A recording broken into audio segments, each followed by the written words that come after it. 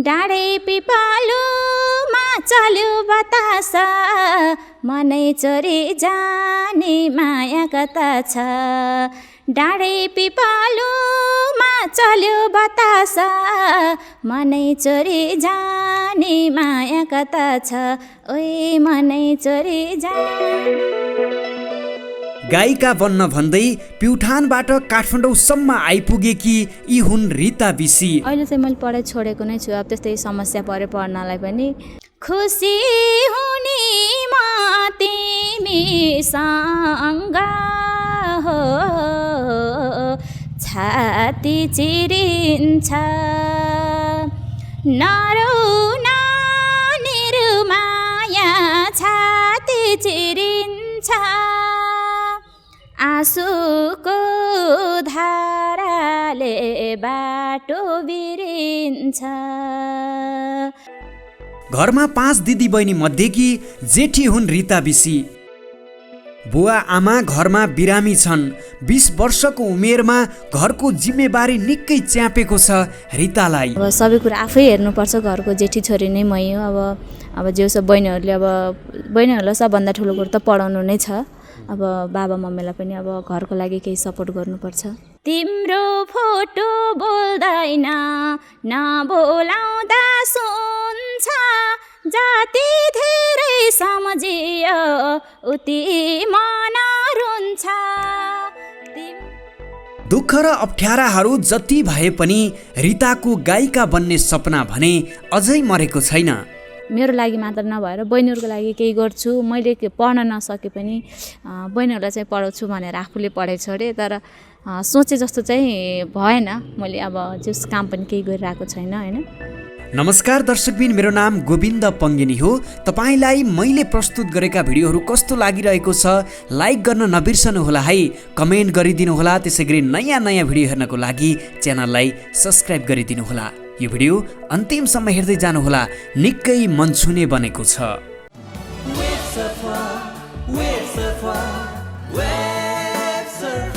अब घर घरमा फाइबर इन्टरनेट र डिजिटल टिभीका लागि वेब सर्फर सम्पर्क 0159707222। दर्शकबिन, तपाईँले हाइलाइटहरू हेरेर पनि थाहा पाइसक्नु भएको छ।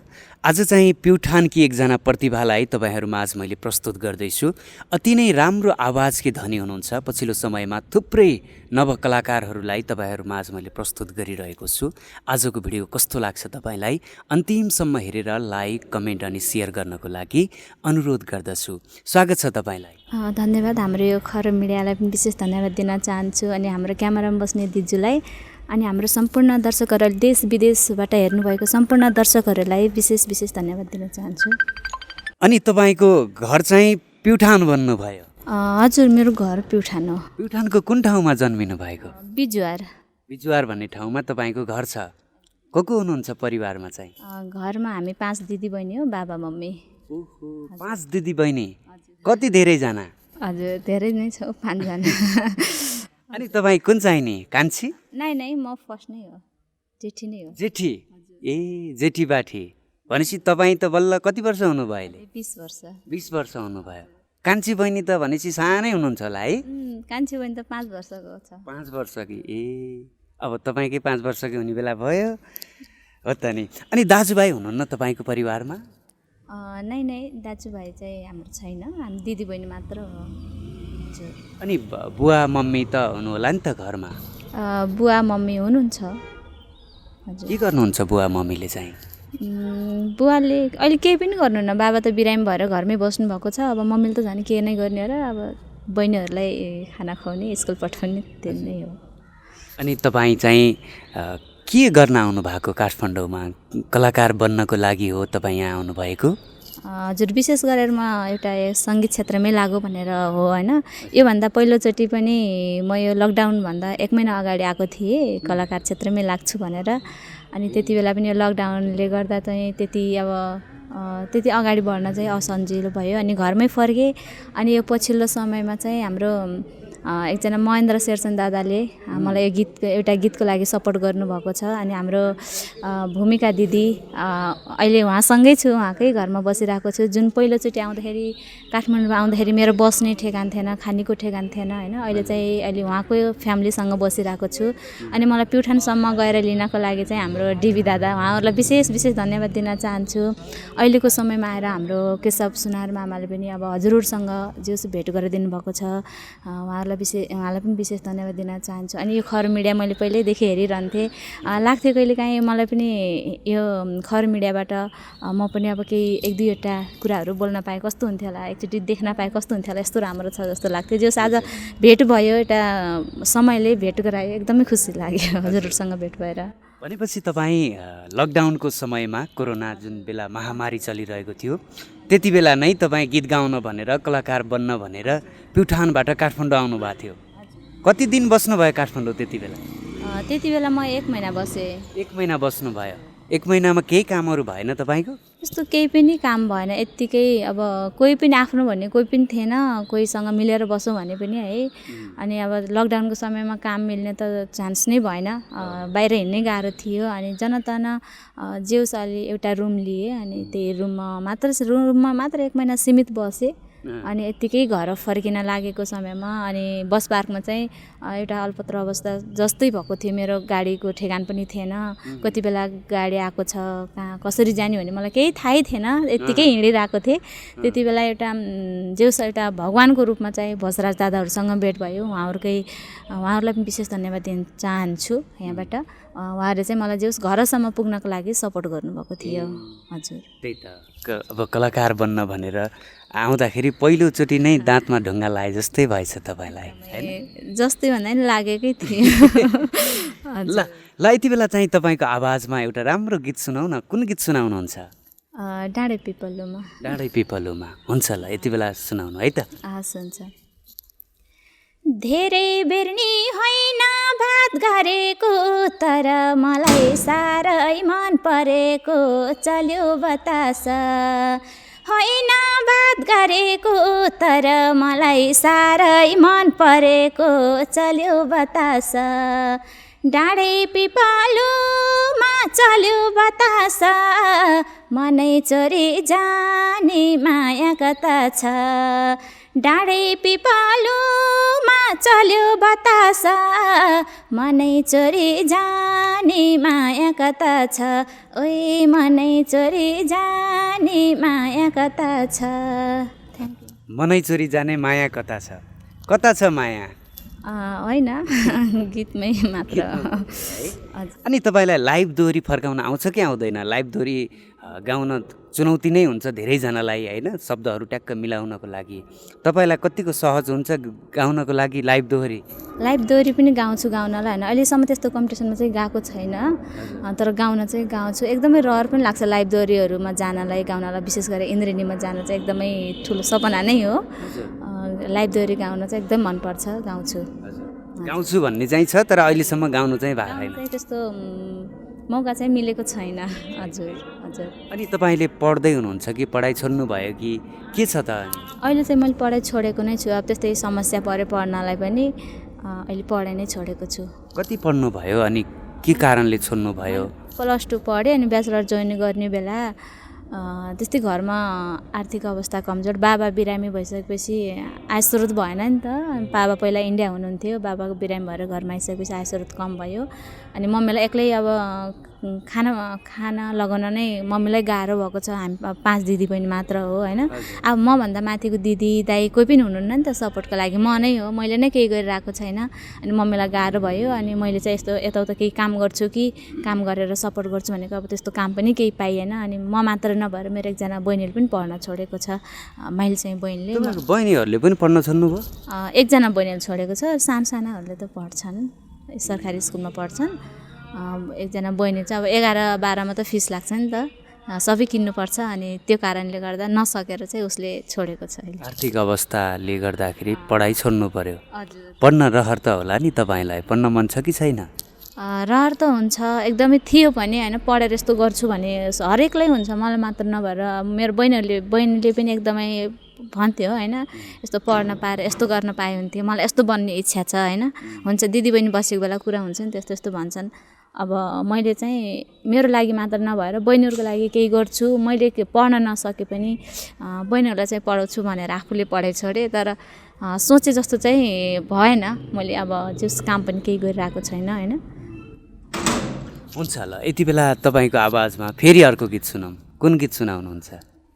तपाईँले गाइरहने गीतहरू होला नि, थुप्रै गीतहरू भर्खर भर्खर सुरुवात गर्दाखेरि त कापीमा टिपेर राखिन्छ नि थुप्रै गीतहरू, आफूले गाउने गीतहरू। तपाईँले राख्नुहुन्छ हुन्न? ठ्याक्कै त्यस्तो टिपेर चाहिँ राख्दिनँ होइन। अब आफूले मन परेको गीतहरू चाहिँ गुनगुनाइरहने गर्छु। ल एउटा गीत सुनौँ। दुःख पनि जीवनकै अङ्ग हो, खुसी हुने म तिमीसँग हो, छाती चिरिन्छ नरुन निरुमाया, छाती चिरिन्छ आँसुको धाराले बाटो बिरिन्छ।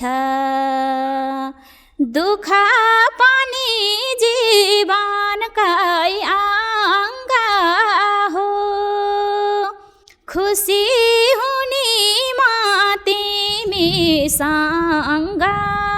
हो,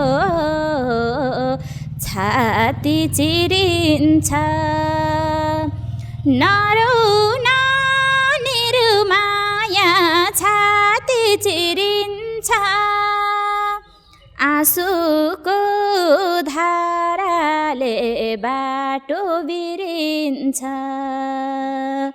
आँसुको धाराले बाटो बिरिन्छ। आँसुको धाराले बाटो बिरिन्छ। गीत त मनदेखि गाउनुहुन्छ होला है? हजुर एकदमै, गीत सङ्गीत एकदम सानैदेखि मनपर्छ, मनैदेखि गाउँछु। मनदेखि गाउँमा मल बोक्ने घाँस काट्ने हुन्छ नि त, एकदमै गर्दाखेरि पनि गाउनु पर्छ। मेलापात हिँड्नुपर्छ होइन, घाँस काट्ने बन्न जाने दाउरा यताउता गर्दाखेरि गाउने गर्छु। हजुर। तपाईँको बुवा मम्मीले छोरी कस्तो भइदिए हुन्थ्यो, छोरीले के गरिदिए हुन्थ्यो भन्ने लाग्छ त बुवा मम्मीलाई? धेरैका बुवा आमाले यो गीत गाउनेतिर किन लाग्यो होला, केही अरू काम गरिदिए हुन्थ्यो भन्ने पनि हुन्छ। तपाईँको बुवा मम्मीले के सोच्नुहुन्छ तपाईँलाई चाहिँ? त्यस्तो चाहिँ अब बुवा मम्मीले भन्नुहुन्छ, अब मैले नै यही क्षेत्र रोजिसकेपछि अब उहाँहरूले अब आर्थिक रूपमा चाहिँ अब गर्न चाहिँ सक्नुहुन्न होइन। अब आफूले कसरी सक्छस्, अब हामीले भनेको अब जस हामीबाट सपोर्ट हुन सक्ने त अब जा होइन यस्तो गर उस्तो गर भन्ने मात्र हो। हामीले अब जसरी हुन्छ आफूले सक्दो चाहिँ प्रयास गर्नुपर्छ, पछि हट्नु हुँदैन भन्नुहुन्छ। त्यस्तो ऊ चाहिँ नगर यस्तो राम्रो होइन चाहिँ भन्नुहुन्न, गर्नुपर्छ भन्नुहुन्छ।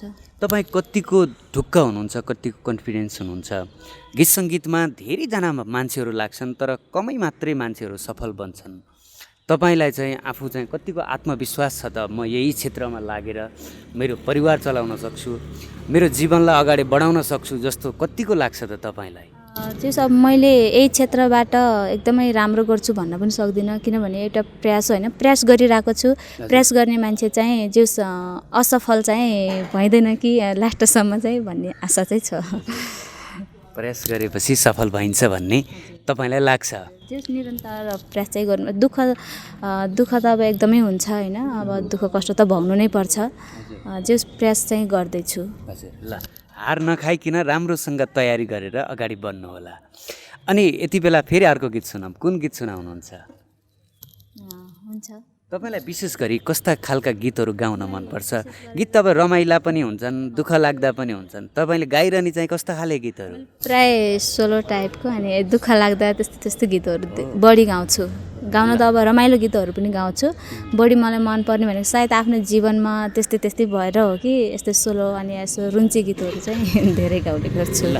बोल्न सक्ने पठाइदेऊ चितरा, केही गुनासो रहन्न मनभित्र, किन यस्तो हुन्छ तिम्रो फोटो बोल्दैन, नबोलाउँदा सुन्छ, जाति धेरै सम्झियो उति मन रुन्छ पठाइदेऊ चित्र केही गुनासो रहन्न मनभित्र किन यस्तो हुन्छ तिम्रो फोटो बोल्दैन नबोलाउँदा सुन्छ जति धेरै सम्झियो उति मन रुन्छ तिम्रो फोटो बोल्दैन नबोलाउँदा सुन्छ जति धेरै सम्झियो उति मन रुन्छ। तपाईँ चाहिँ अब हुन्छ नि त हरेक मान्छेका इच्छा आकाङ्क्षाहरू कहिले के बन्ने हुन्छ। तपाईँ चाहिँ गीतै गाउँछु भन्ने चाहिँ कसरी भयो तपाईँभित्र त्यो प्रभाव चाहिँ कसरी भयो कसको देखेर प्रभावित बन्नुभयो तपाईँ चाहिँ?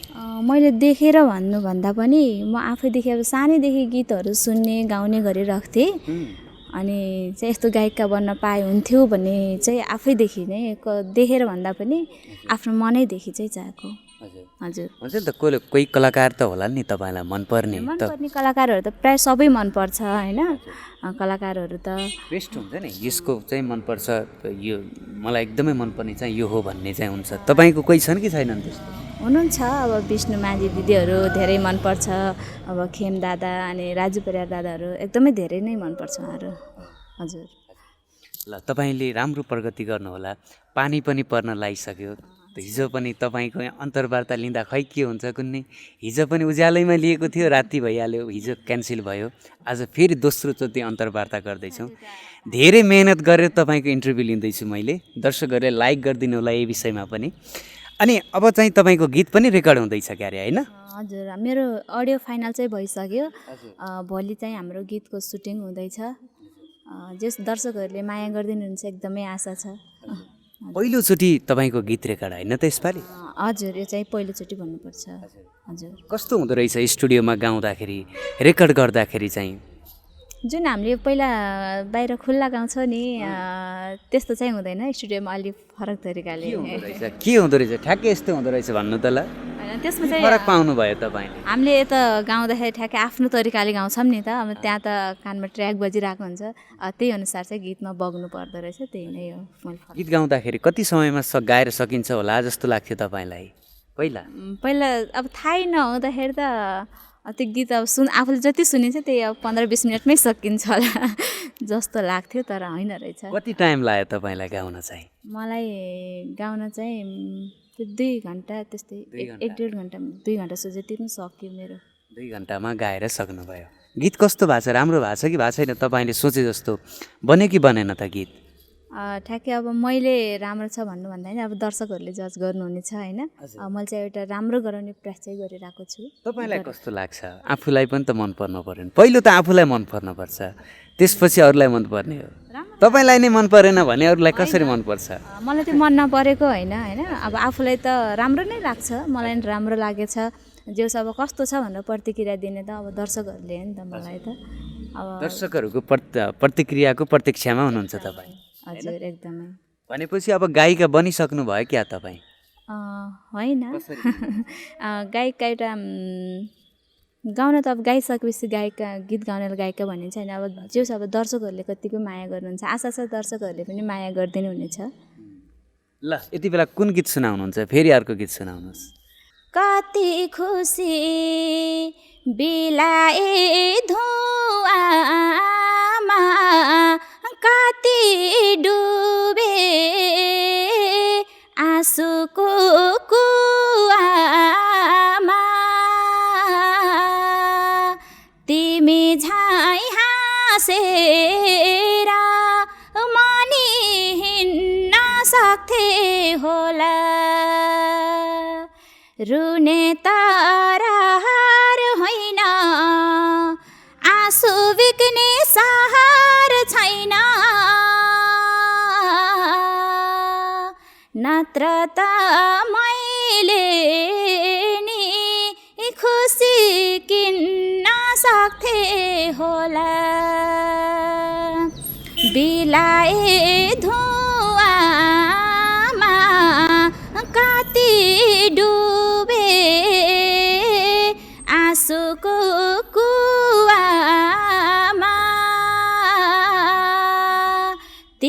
झाइ हाँसेर मानि हिँड्न सक्थे होला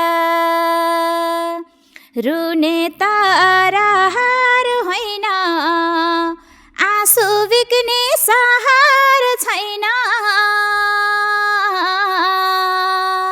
नत्र त मैले नि खुसी किन्न सक्थे होला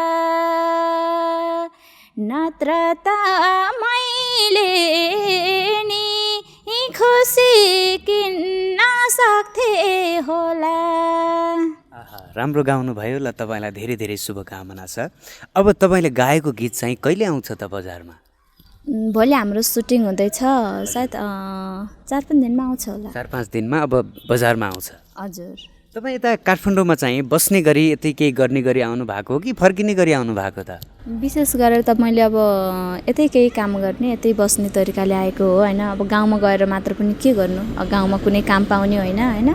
अब सबै कुरा आफै हेर्नुपर्छ, घरको जेठी छोरी नै मै हो। अब जेउसो बहिनीहरूलाई सबभन्दा ठुलो कुरो त पढाउनु नै छ। अब बाबा मम्मीलाई पनि अब घरको लागि केही सपोर्ट गर्नुपर्छ। तपाईँ जेठी भएर पनि छोराको भूमिका तपाईँले निभाउनु परिरहेछ, गर्नु परिरहेछ होइन? हजुर। जिम्मेवारी काँधमा चाहिँ तपाईँको छ।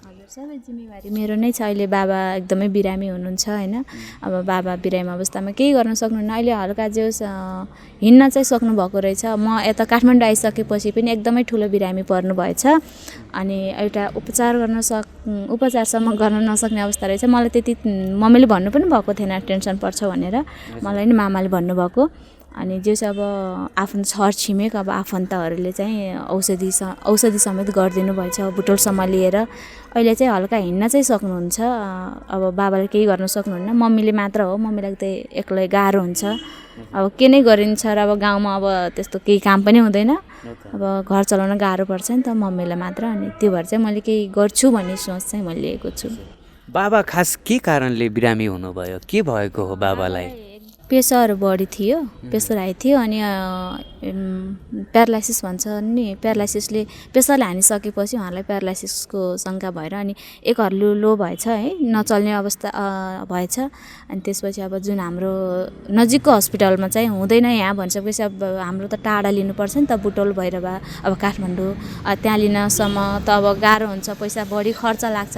त्यो समेत जुटाउन नसक्ने भएर चाहिँ अब जस आफन्तहरूले यताउता छरछिमेकले चाहिँ सपोर्ट गरेर त्यहाँसम्म ल्याइपुर्याइदिनु भएछ। अहिले हल्का हिँड्न चाहिँ सक्नुहुन्छ। तपाईँको घर खर्च चाहिँ कसरी चल्छ? अब बाबा नकमाउने कसरी चलाउनुहुन्छ? अहिले त अब जस दुःख सुख कहिले सानमाहरूले हेर्नुहुन्छ, विशेष गरेर त अब धेरै त सानमाहरूले नै हेर्नुहुन्छ। मामा हुनुहुन्छ एकजना, उहाँले हल्का मामाले सानमाले हेर्नुहुन्छ, त्यति नै हो। आफन्तहरूको अलिअलि सहयोगले चलिरहेछ हो। साह्रै दुःखको कुरा सुनाउनु भयो। भनेपछि अब तपाईँ काठमाडौँमा के काम पाए गर्ने थिएँ भन्ने लाग्छ तपाईँलाई? जे पनि गर्छु गर्नु त होइन। अब अहिले चाहिँ जस अब स्कुल सहयोगी काममा चाहिँ गइरहेको छु। अस्ति हजुर 3-4 दिन जति भयो। हाम्रो केशव सुनार मामाले नै मलाई लगाइदिनु भएको हो। उहाँलाई मैले स्कुल सहयोगी भन्नाले के काम गर्नुपर्छ तपाईँले? हेल्पर, जसो बच्चाहरूलाई हेर्ने अनि उहाँहरूलाई अब खाजा नास्ताहरू खुवाउने, उहाँहरूलाई हेरचाह गर्ने, त्यही नै हो। अहिले 3-4 दिन भयो काममा जान लाग्नु भएको? 3-4 दिन भयो। अब त्यहाँ पनि उहाँ अब टाढा छ म बस्ने ठाउँदेखि। उहाँहरूले पनि अब सक्छौ भने अब आउन टाइममा सक्छौ भने अब बिहानै 8 बजी पुग्नुपर्छ अनि बेलुका 5 बजेसम्म हो। अनि टाइममा आउनु सक्छौ भने गर, नै त नगर भनेर त्यसरी प्रेसर दिनुहुन्छ। धेरै टाढा छ म बस्ने ठाउँबाट। अब कोठा लिएर उता बस्नु पनि अब गाह्रो हुन्छ। अब त्यति धेरै पैसा नि हुँदैन। अहिले चाहिँ भूमिका दिदीहरूसँग बसिरहेको छु। दिदीले सपोर्ट गर्नुभएको र मलाई सजिलो भएको छ, बस्नलाई त्यति गाह्रो भएन। हुन्छ, अर्को गीत सुनाउ न तपाईँले, अझै राम्रो। अर्को चाहिँ कुन गीत गाउनुहुन्छ? के लाग्थ्यो र नि स्टोरी बने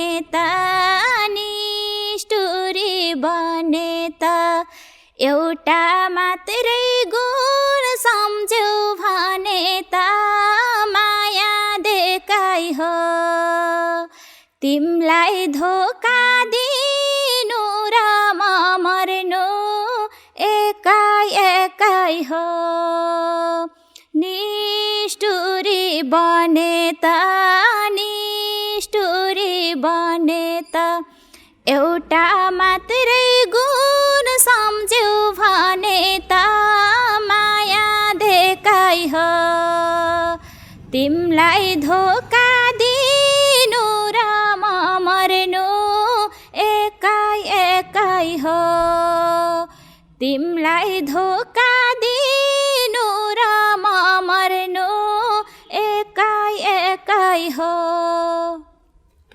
हजुर तिमीलाई धोका दिनु र म मर्नु एकै एकै हो अति नै मिठो गीत गाउनु भयो ल तपाईँलाई धेरै धेरै शुभकामना छ अब गीत पनि आउँदै रहेछ नजिकै होइन सबैजना दर्शकहरूले गएर हेरिदिनु होला कहाँबाट आउँछ रिता बिसी भनेर हानेपछि सायद आउन सक्छ गीत होइन सबैजनालाई अनुरोध गर्न चाहन्छु र तपाईँलाई पनि धेरै धेरै शुभकामना छ नातिनु होला हरिस नखानु होला दुःख सुख यस्तै हो क्यारे सबैलाई पर्ने हो कसलाई चाँडो कसलाई ढिलो कसैलाई थोरै कसैलाई धेरै मात्रै त हो फरक होइन तपाईँलाई धेरै धेरै शुभकामना छ र अन्तिममा यति बेलासम्म तपाईँलाई हेरेर बस्नुहुने दर्शकहरूलाई के भन्नुहुन्छ विशेष गरेर त हजुरहरूलाई यहाँसम्म मेरो लागि आइदिनु भयो हजुरहरूलाई विशेष धन्यवाद दिन चाहन्छु अनि यो खर मिडियालाई विशेष धन्यवाद दिन चाहन्छु अनि हाम्रो दर्शकहरू अनि देश विदेशबाट हेर्नुभएको सम्पूर्ण दर्शकहरूलाई चाहिँ एकदमै धेरै उहाँहरूले अहिले जस हेरिरहनु भएको छ उहाँहरूले धेरै लाइक कमेन्टहरू गरिदिनु भएको थियो योभन्दा पहिले पनि आशा छ यो भिडियो पनि धेरैभन्दा धेरै लाइक कमेन्ट सेयर गरिदिनु हुनेछ यही नै भन्छु हुन्छ तपाईँलाई धेरै धन्यवाद छ है त थ्याङ्क यू